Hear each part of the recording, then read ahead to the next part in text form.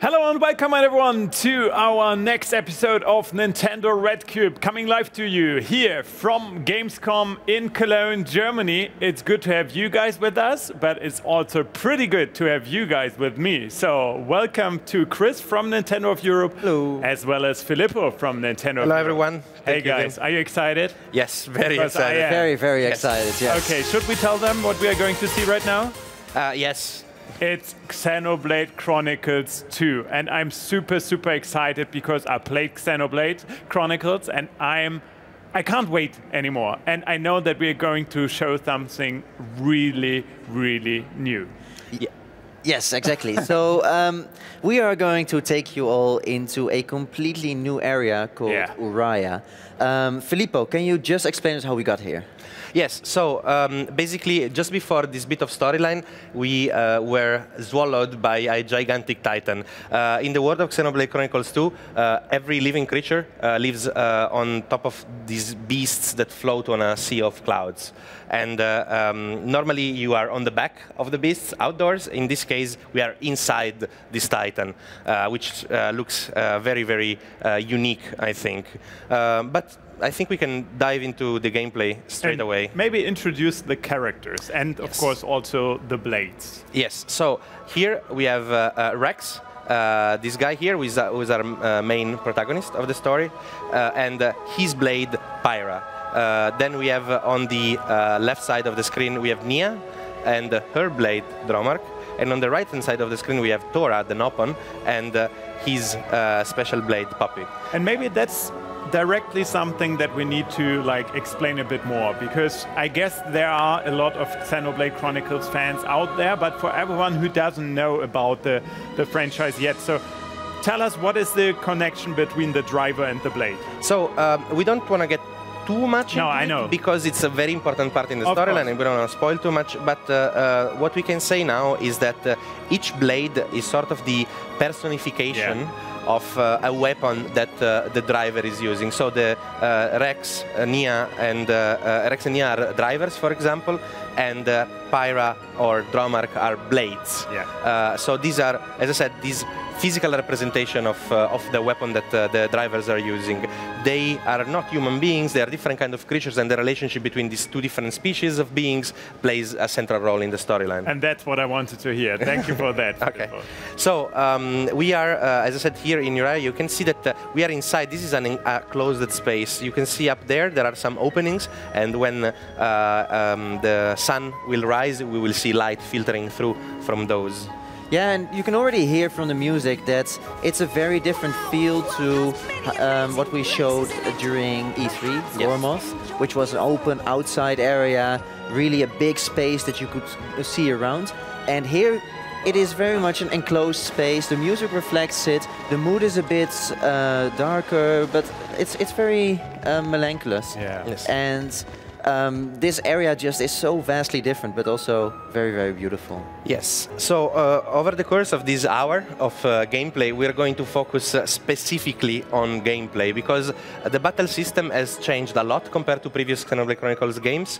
It's much more streamlined. Everything is at the touch of a single button. Everything is either on the right, on the left Joy-Con, just one button away. But we have really a lot to go through. So I'll get right away into the battle. For this first battle, I would ask the viewers to focus on the lower right corner of the UI. And here we see all of my abilities, one of which is already charged, the other two are not active. I will approach the enemy and I will start attacking automatically, and you will see that the arts will start charging every time I swing my sword. Go for it.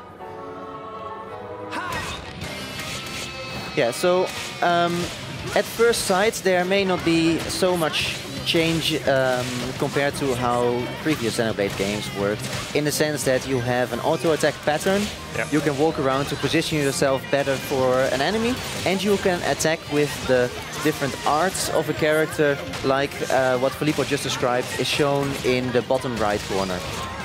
Exactly, so each time I auto-attack, you'll see the white damage, and I attack in cycles of 3. So Rex will swing his sword 3 times and doing an increased damage with each swing. If I press one of the button on the Joy-Con, so you see those 3 arts that I have on the lower right, anchor shot, sword bash. Yeah, and double spinning edge. Exactly. They're simply the X, Y, and B button on my right Joy-Con. So I press and I execute my art. And you see that then on the right corner where the A button would be, there's this Roman numeral 1.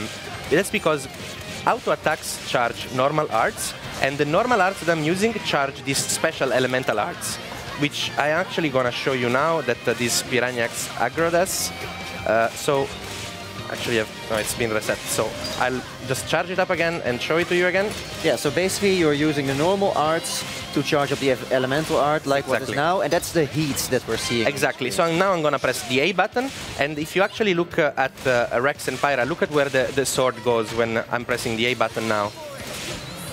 So Pyra uses the sword, I press the B button in time, and I apply an elemental effect to this Piranhax. Actually, his weakness is fire. We can see that where you see from Piranhax, there is a fire icon on the right. That means that this enemy is weak to fire. Also, you will notice that oops, I'm swimming now. You will notice that when I'm moving, I am not attacking. This is unlike previous Xenoblade Chronicles games in which you would auto-attack even when you were moving. Yeah. This is because positioning plays a much more plays a very big role in Xenoblade Chronicles 2. And what I find interesting about this is that positioning has always played an important role in Xenoblade games, because you have attacks like the sword bash that are stronger from the back, or double spinning edge, which is extra damage from the side. But in Xenoblade Chronicles 2, by having this system where when you move, you don't auto-attack, and when you stand still, you do increasing damage during auto-attacks. Yeah. You constantly have to balance between being active or repositioning yourself to do more damage in the future. Yes. Also, the healing system has changed in the sense that Xenoblade Chronicles games were not always. I mean, the healing part was they didn't want to focus. We want people to focus on the action, so the healing was always very particular, not the classic healing spell that you have in another RPG game. So in this game, you literally pull potions out of the enemy. So if I press the X button for the anchor shot now, you will see potion literally flying out of the enemy. And Nia, who is right now more healing-oriented, will automatically go and run to touch one of the potions if my characters are low on health. But I can do the same. I can just run and pick up the potion and heal my characters, but I will not attack in that moment. So this is a pattern that we start to see with many of the systems of Xenoblade Chronicles 2. There is always a cost. There is always a price to pay for everything you do. Yeah, but at the same time, what I think the game does very well is that it makes this trade-off very visual. Yes. When you walk, you see that your character is not attacking. When you attack, you see that your character is not walking. And in all the systems that we will show later, we see that same kind of trade-off, and we see the same kind of visual explanation. Yes, that's very right. So I'm just gonna... well, sorry, I need to collect. It's loot, I have to take it. Of course. So I think now we have explained a bit of the, let's say, lower right part of the UI, as I was saying. Yeah. So the auto attacks charge normal arts charge elemental arts, which can be leveled up to level 4 if I just don't press the button and just wait to keep charging them. Yeah, and you will see that it goes from Roman numeral 1 to up until 4. Yes. So it again is very easy to see at which level you are. Exactly. And now we focus on the lower left corner of the UI, where you see that I don't just have Pyra as blade for Rex. I also have Kaibyaku and Kisaragi. And you can see there are 3 blades, 3 different weapons, as you can see from the icon, sword, spear, and great axe, and 3 different elements, fire, wind, and ice. So you will see that as soon as I start attacking, the non-active blades will start charging up, and they just charge up over time. See the pink bar on their icon? I just need to wait long enough, and they will become active. And until that, Pyra, of course, is active. So yes, you're still very much using one of your blades. Yes, exactly. And I am still, of course, performing my combos. By the way, if I press an art button just after a auto attack, you will see this blue circle on the screen, right? So now, for example. This means that I comboed the art with the auto attack, so the elemental bar will charge up faster. But anyway, back to the lower right. Now the other, lower left. The lower left. Sorry. No the other arts are active. The other blades are active. So I just press, for example, right. Please. On the left. Right on the left. Show it Joy-Con? on the Joy-Con, because what we can see is that both the bottom left and the bottom right correspond to the buttons on the Joy-Con. That's why Filippo is also clearly playing with two separate Joy-Con. Exactly. So now I've changed to Kaibiaku, which is the element of wind with a spear. And you can see that as soon as I change, I will change now again to Kisaragi. If you look at the arts, they are all immediately active, and I can immediately execute my arts. Making combos with auto attacks and arts changes based on the weapon you have, because they swing at a very different rhythm. So the Great Axe is very slow, so it will make very big damage, very big swings, but I have to change completely my timing. Let's go over this again. Yeah, shall we do one more Yes. just to recap it? Yeah. Oh. Because for everyone who played Xenoblade Chronicles before, this is so elegant, like you like to say. Well, yeah, what I would say is people familiar with Xenoblade games will remember that arts are something which was in those games, and it was always sort of a bar that you had to scroll through. So you were using your time in battle often to scroll between the arts that had already charged and that you could actively use, and then wait for others to charge again. So a lot of your attention was spent on managing the bar. Now, what you can see is that because the arts of a blade are corresponding to dedicated buttons, and then the blades are also corresponding to dedicated buttons, it means that you actually have 3 normal arts and an elemental art per blade, times 3 blades, means that you have 9 arts plus 3 elemental arts just at the tip of your thumbs. Yeah. So it actually, on one hand, simplifies the system because you don't have to scroll through it anymore, but at the same time it also gives you the time to really pay attention to what is happening in the battle, instead of making sure that you select the right art, because those arts are already at your fingertips. And in that sense, it both simplifies it or streamlines it, but it also deepens the strategy because you have more time to think and to pay attention to the battles. That's true. And on top of that, it really feels like a dance. And I'm really always watching the characters fighting this time instead of watching for bars to load, because I can clearly see them lighting up. I don't need to focus my attention on them. I'm always focusing on the battle. I never have to look away from the action, basically. So, something else that I wanted to show you. Let's do just one last fight over here.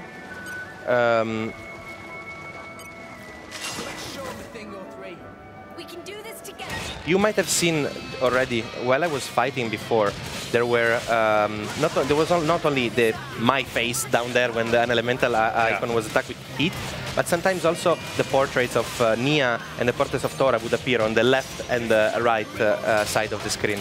This is because I not only can command my character Rex to use an elemental art, but I can also command, for example, Tora to use stone, or Nia to use aqua, because their blades are water and stone elementals. So now I actually call for Tora, again with one button, ZL, to use his art, and you see then Poppy takes the weapon, this giant drill shield, and pushes back the enemy. Nice. Let's hope. Oh, that was a good big number, actually. Yeah. Yes. I like big numbers in RPG games. Everybody likes big numbers in RPG games. Yeah, so what you can see now is all the way on the top, above Crabble, you can see stone. This is the element that was activated by the elemental art. And you actually now did the follow-up. Yeah, I told Nia to use her elemental art, so she had already charged to level 2. And after stone came volcano, basically. Yeah, and this is what you can see in the top right corner of the screen, where there is sort of a path of elements shown from the moment that you activate your first elemental art. We'll go into more details later when we have a stronger enemy that we have a bit more time to explain it. Yeah. But this was just a primer. Yes. So actually, let's go back down. Time for a bit of exploration? Yes, Yes. you need to show everything that is around. First of all, now it's 5. It's already almost sundown, but you can see that those openings are letting much more light through, and so the look of Uriah will change over the course of the day. Something that the development team told us as well is that their intention with I'll just run away. Their intention with Uriah was also to make this area a bit dungeon-like. Yeah. So you actually have to find your own way around in order to traverse. Oh, that big crab guy, I'm just gonna stay away from him for now. And Very good description. yes, yeah, it's a crabbo. Oh. Yeah, and that's That's a big bird guy? yeah. That's Well, right. that's right. not. I mean, I've seen bigger birds in this game. For sure. I wanted to say. Yeah, but look at that vista in the distance. Look at the view.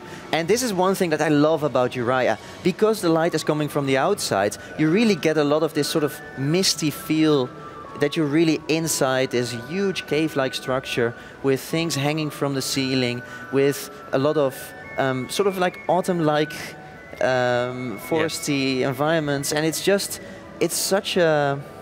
a feeling of you get a bit silent. You just want to listen to the music, And it also gives you the feeling of being very, very small compared to your surroundings. Yes. The sense of scale is always a big thing, knowing Xenoblade Chronicles games. Also in the first one, you might remember like you're just walking on a plane, attacking like a cow-like enemy, and then all of a sudden a gigantic thing comes in and just look how the lighting is now changing because the sun is going down. The sun is going down, so it's the light is changing from is going away from the openings. By the way, our objective at the end of this presentation is to get to that city that you see in the distance, this beautiful castle with this gigantic staircase that we'll see later on from a bit closer. Also, something that's quite cool at night, those trees that were very autumnal, some of them become very pink, almost like sakura trees, you know, the Japanese cherry blossom trees. And it looks really magical, I think. So let's move on, and let me just move the camera again, and let's take a good shot of everybody here. So we keep everybody in view, and the music as well is really nice. Oh, this guy, so you're basically, because we just want to show a bit of the exploration, you're skipping and trying to run away from enemies that try to attack you, right? Because we've already focused a lot on the battle system. Exactly. And we will do so more later. So actually, my objective now is to get away from this enemy first. Well, as the name says on top, he's smart. All right. So we are here at the Farlane Central Pools, and I really like this big tree. And these guys, for example, and also those massive pollen just lying around there, which shines brighter at night. Yeah. This guy, for example, will not attack me unless I attack him first. I mean, he looks a herbivore, right? Kind of. Or I mean, he doesn't look very hostile. He looks cute and nice. And there are other enemies that, as you saw, as soon as they see me, they will attack me. In previous Xenoblade Chronicles games, there were icons on top of the enemies that pointed out if the enemy was naturally hostile or how he would attack the party.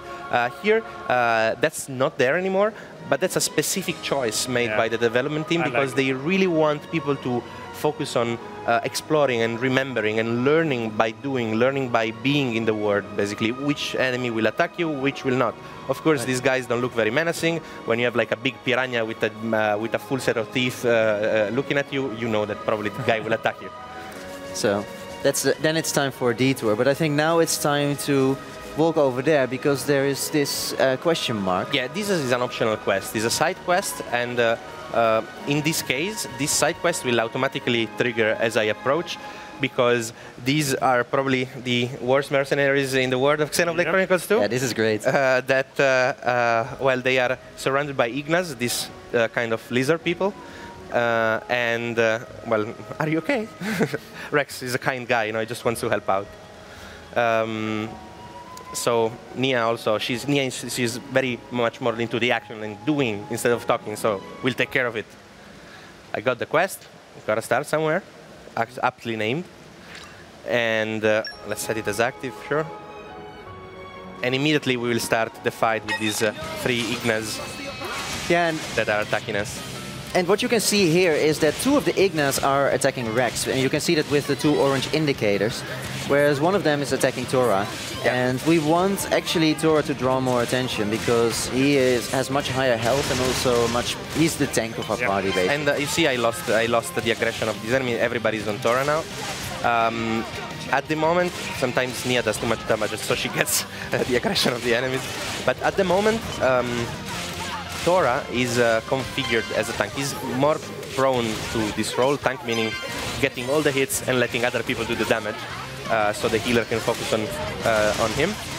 And what's interesting is that the roles of these characters, the fact that Nia is a bit more healing oriented and more damage oriented, and Tora is more tanking oriented right now, they of course depend on the aptitude of these characters, but more than anything, they depend on the blades that I have equipped to the character. So because different blades bring different arts, like we saw before, I could have equipped blades that are more tanking oriented, for example, and I could make Rex become the tank instead. Or I could equip blades that are more healing oriented, and I could help Nia with healing, for example. So you really have the freedom to customize each character and each playstyle really to suit your needs.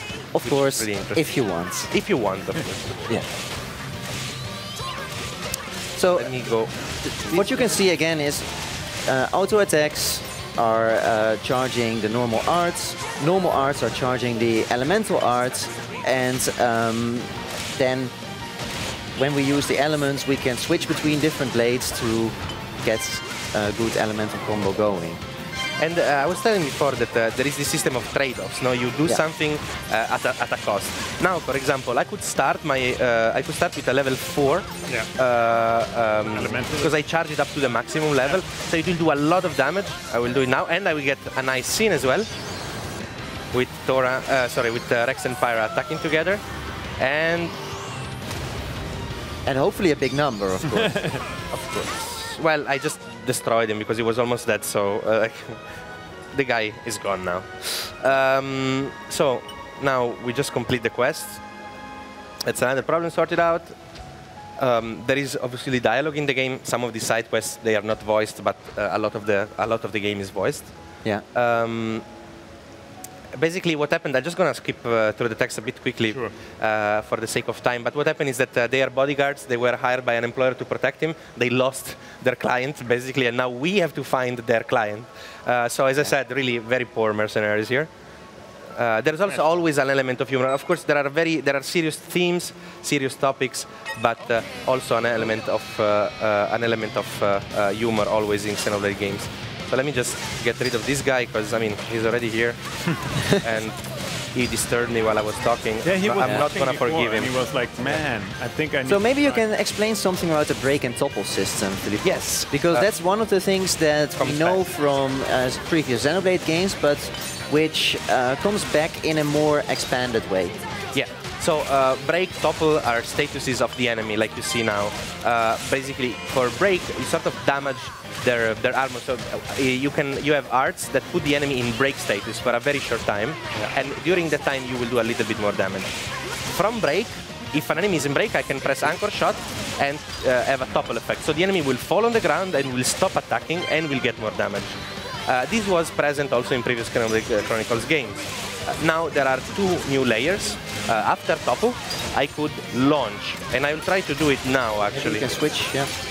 So I have Kisaragi as power swipe, which launches. So launch has this effect where the enemy is on the air and starts rolling. And there is a fourth layer, which is smash. When the enemy is in the air and rolling, I can smash him down to the ground for increased damage. And one thing that I really loved about how you triggered this is that it actually shows what we have just been saying before.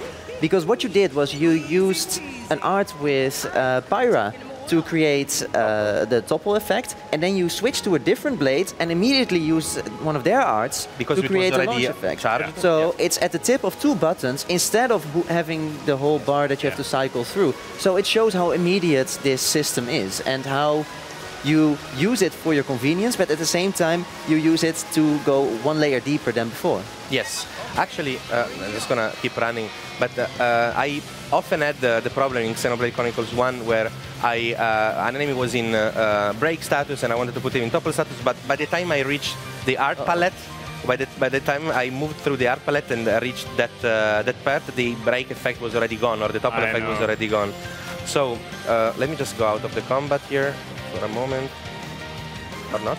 This guy is ranged. He has a bow and arrow, so that's a little bit further. He's very persistent. Yeah. He really doesn't like me. Wow. He still has you marked? Yes. Well, maybe you can walk a little bit beyond. I mean, I think we might be back there at some point. No, he's on the other side of the lake. Just walk away. Yeah. So. Okay. Finally. Well, at least it gives us again another beautiful view. Yes. Of Araya. So, again, we start to see more this giant staircase and the city. The city is called Fonsamima, and that's where we want to go. But first, I said before, the developer told us that this area has a bit of a dungeon-like element. Yeah. So I already triggered some of these events in order not to show story cutscene that would spoil people. So the very first time that I got to this lake, that gate in the distance was closed. And the level of this lake was much higher. This waterfall was not a waterfall. It was actually blocked by some logs. What I did was a skill check. So my blades have certain skills that are innate abilities that they have. For example, Pyra has fire mastery, because obviously she's a fire elemental in a way. And I used this fire mastery to break that log that was over there, making the waterfall, creating that waterfall, making the level of the lake go down, and therefore allowing me to open that gate. And as I said, like really learning how to traverse in Araya is really important as well. Well, and this again is one of those beautiful things, right? That's what it shows is it really retains the core of what makes previous Xenoblade games. You have a huge element of exploration, and you have a very deep combat and customization system. Yes. And what we've shown now is, of course, on the one side, how this combat system is more streamlined but also deepened. And on the other side, we're now also showing how the exploration is still very much there and also expanded on in a few subtle ways. Yes. I mean, also, jumping and reaching a place that at the beginning seems impossible, some elements of light platforming are all elements that we've seen in previous Xenoblade Chronicles games and definitely play a role here as well. I will try now to find a pretty interesting fight. I hope I have to find a place where I want to drop down. And yeah, you probably want to find a bit of water then. Yeah, let me see. Oh. This is kind of risky, but I think it's going to be good. Yeah. Yes. Okay. Well aimed. Good. So I want to fight a big, unique monster that has lots of HP and will allow us to go through other systems as well of the gameplay. Because really it's layer upon layer upon layer of system. Oops. Yeah, and that's basically what we're doing now, right? We're trying to... Oh. Ansels are not fun. Ansels are not fun. Should I fight? Yeah, maybe. Okay. Ooh. Ooh. I hope that Tora gets the aggro quickly. Because he's level 24 and Ansels are big and do a lot of damage. Yeah. So, fortunately, Nia is ready for the healing. Yeah, maybe we want to get a potion over there in the distance. Nia will get it automatically if my characters are low on health. I don't need to get it myself. Ah, she's so nice. Yes. Well, actually, she's quite a character. She's a very nice character, I think, in Xenoblade Chronicles 2, and she definitely has an attitude, I think. So, we could talk a bit about elemental combos and how to connect them together, right? Yeah. So, now, you see both, all of my characters have an elemental art available. I start with stone? Yes, let's start with stone with Tora. And now, please focus on the top right corner of the screen. You see that this thing that appears up there, it's sort of like a path. I executed a level 1 stone art. Now I will execute Volcano with Nia, which is a level 2 fire art, and I will go up this path.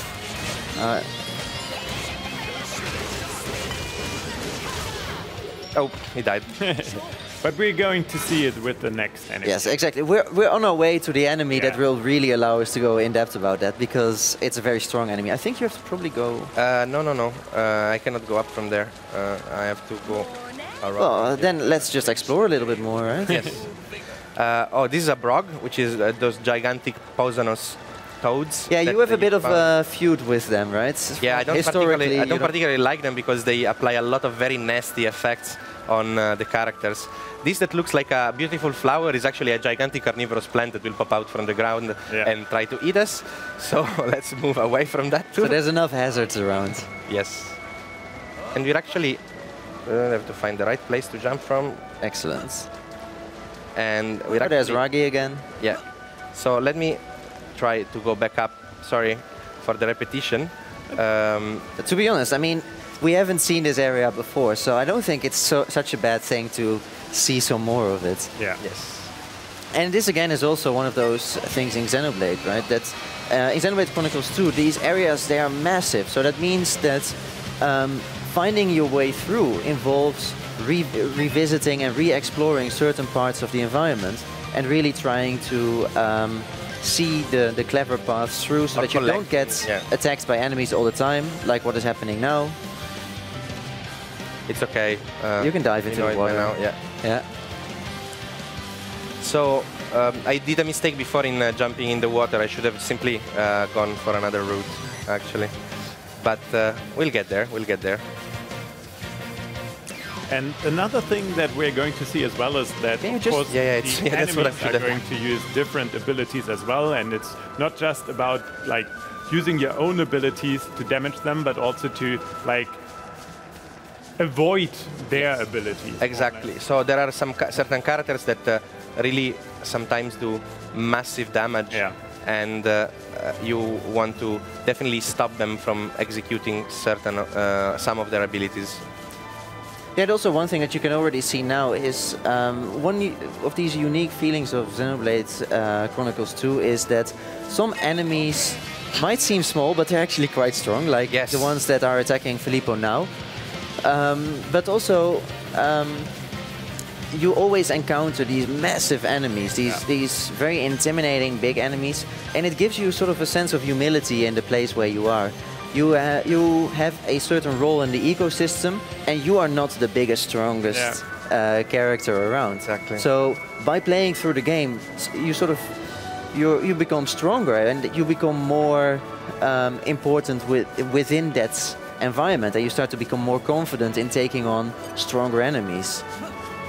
Like for instance, Filippo is now at the point where he's confident enough to take on the cunning Saggy, which is a level 24 unique monster, so of course it will do a lot of damage, but also he has enough HP, so you see him scratching on the ground. Yeah, he's going to use that more. Yes, definitely he's going to use that. We saw it earlier. All right, so let's just go for the full cycle now. We start on the bottom right corner using arts to charge up elemental arts. Yes. And what I want to do is stop this enemy from using blowdown. He has this ability where all of my characters fall on the ground, they stop attacking, they lose their turns, they lose their chains, and it's just then generally an overall very nasty thing. Yeah. So my first objective is to stop him from using it. You see how we pushed away Nia completely. So to do that, I need to charge up my elemental arts. My objective now is to charge up my elemental art to level 3. Which so I guess you could already maybe switch to Kaibaku. It's just because Nia is faster in like the swing of the sword is faster, so I'll charge up as much as I can with her. So now I'm at level 3. Let's try to start this. So level 1 stone with Tora. There you go. Now level 2 fire Volcano with Mia. And you can see the gauge from stone will change into a gauge from volcano. Yeah. And that shows you how much time you have left to execute what is in the top right corner. So now I have level 3 wind. I can go up the path and do a seal blowdown. So I will stop, after doing this, I will stop the enemy from using the blowdown ability. Volcanic storm. Excellent. And bam, big number. That was a huge number, I would say. That was a very, very satisfying role-playing game number. Yes. So you see that now on the top right corner the text seal blowdown appears. The enemy will not be able to use blowdown anymore, basically. Yeah. But at the same time, a green orb is floating around Cunning Segi. And that means that because the last art I used was wind, that means that now wind does less damage to this enemy from this moment on. Yeah, so again, this is a risk and reward system, right? A balancing act. Yeah, the trade-off that when you go for a huge number, for a lot of damage, and you use, for instance, a wind elemental art for that, it means that after that, going for the same path will give you a lower reward. So basically what you want to do is you want to build in a variation into your attack pattern, like what Filippo is doing now. He's triggered an ice art, and now probably you want to do another ice. I'm trying to do, yeah, exactly. I'm trying to do level 2 ice with, I just have to need to wait for Kisaragi to be active again. Exactly. Well, you have enough time. Yes. So we can see in the top of the screen above Cunning Segi's name that the ice bar is going down. And we see in the bottom left that Kisaragi is now ready to be switched in. And freeze. You see also how the names of all of these arts change based on the path that I'm doing. Yep. So now I do a level 3 with... Let's just take 1 second to show that in the top right corner, you can now see that it goes from ice to either... darkness or stone. Darkness or stone, exactly. So now... Permafrost crash! I like the names. Great animation. Bam! That was definitely cool. cool. The ice, like, I like how... Whoa, 19,000! Yeah, I did a lot of damage there. But now you see that I have 2 orbs floating on the enemy. Now the enemy is resistant to wind and he is resistant to stone. So now we have the final layer for now of this demonstration of the gameplay. Now we look top left. Top left there is this white bar of 3 segments. I can use each one of these segments to revive my characters when they fall, when they die, if they lose all of their HP. But again, I can instead press plus to execute chain attacks. Yeah, and I completely use this bar. And chain attacks are again something from previous Xenoblade games, but it's now very different because it's again expanded on. So now I can break, I can burst these 2 orbs that I have applied that the enemy has to reset his resistance. Yeah. Now I control all of my guys at the same time. So on the bottom right side you see which elemental art you could use. Yes. Again, to break through these orbs. I think I will use ice now. Yeah. Ice is opposite to wind in this game. So if I use the opposite element, you see wind is flashing. I need to... Kisaragi is performing a move and the wind element is almost burst. Now I only have Poppy on Tora, so I use Poppy, of course.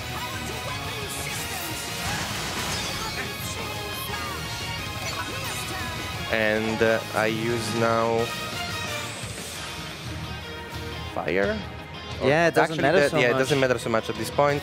Let me just use fire because I like the guy, the blade, and its animation. Nice. So now you can see that both of them are cracked, but not burst. Yes, exactly. So they are still around.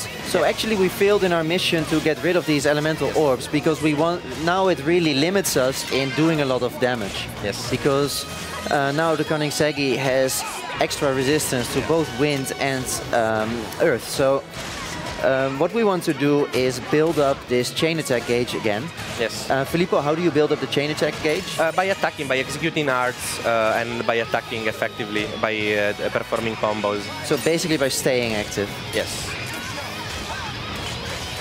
Well, in the meantime, you have already activated heat, so you could go for another... I'll try to burn out now. So you used a fire art, which means we go up in the path. Yes, and now I can only do a level 3 fire, which I hope Nia will charge up soon, because I definitely will not have the time to do that. Oh, he's calling allies as well. He's calling additional enemies to join the fight, which is I would say definitely not what I want. Also, because I changed the path now, you can blow down again. Yeah, because now the seal is on shackle driver instead of on blowdown. Yes. So but anyway, let me just go back to the chain attack. If I manage to burst those two arts, I could have actually kept going with my chain attack. Sometimes you get a prompt, and if you press the button at the right moment, you can keep chaining, basically, and you can keep going from character to character that you control. I didn't manage at that time. This was a very smooth fight, and it's incredible that you've been able to show 2 elemental orbs appearing. Yes. But can you just give us a nice overview shot so that we can briefly recap what just happened? So we used auto attacks to charge arts. We used arts to charge elemental arts. We used the elemental arts of different blades to go up into an elemental path. And by having a level 3 elemental art going, we did the elemental orb on an enemy, and then we used a chain attack to break the orb, so that we could basically start from 0 again and start doing a lot of damage again. So you can really see how all these systems tie into each other, but because they're all made visual and they're all at the tip of a finger, it means that it becomes very easy to understand how you trigger all of this. It really is a path. It's sort of, you're going up one step towards the ladder of awesomeness. Yeah, and it also feels like, well said, it also feels like, even for my friends who will be joining me when I will play it, it will be easier for them to understand what I do. Like, I remember back in the days when I was playing Xenoblade Chronicles, they were like struggling to follow what I was doing, actually. And this time it's much clearer. And also, by the way, imagine doing all of this like on the bus with your Switch. That's also why you might seem that the UI is quite big, because you also have to be able to play it comfortably in portable mode. Exactly, and I mean, just imagine having this massive game in your fingertips when you're sitting on the bus or in a train or in a plane. It's really, it will give you so many beautiful moments, and you also have all those moments that you can spend with it. Yeah. By the way, here we see something quite interesting. These are drivers themselves with their own blades, and that guy level 25 is a unique one that will kill me in about 3 hits, so I'm not gonna start this fight. But what I wanted to say is just that, see, we have 3 blades and 3 drivers, and they can do everything that I can do. So even though they're not gigantic monsters, they are really scary and really dangerous. Yeah, so basically in this world you are not the only ones who have this connection between drivers and blades. No, it's a common thing. It's not common. I mean, of course, drivers are rare people that have this ability, but you find not just you find many other people, again, entire armies of them. This staircase, it's just so impressive, right? Yeah, so you see, I couldn't have gone up from the staircase because it actually dives deeper into the underground, and the edges are too high, if I cannot jump on that. But I just want to show you. Wow. Just we are much closer now to the city. Because from where did we come? From behind there. And actually, there's one guy that I can show you, if you can see that gigantic sea snake next to the tree. Yeah, he's just chilling above his water there. And just like in other Xenoblade Chronicles game, if I dive down there, all of the enemies will not be around my level, 20, 21, 19, 25. No, they will be, what did you see? 70? Yeah, exactly. Like from 35 to 70 something. Yeah, for now we stay here. But this is also an element typical of Xenoblade Chronicles games, that it is a living environment with its own fauna and flora, with its own ecosystem. Well, and because of that, it's also an environment that tells a lot of stories simply by being there. Yes. Because these enemies, like what you were saying, we had this special enemy which is extra strong and which was sort of like digging at the tree. So immediately, also one of the things you wonder is, why is it digging with its claws at the tree? Well, we didn't show it, but there was actually also something to find there. Yes, there were actually, there was a collection point with a skill check where I needed to have the proper blades equipped to be able to dig something from there. You're right. So now, of course, for the viewers at home, it looks pretty dark now, the image, because we are in an enclosed space, it's night, the light is not filtering from the openings on the Titan.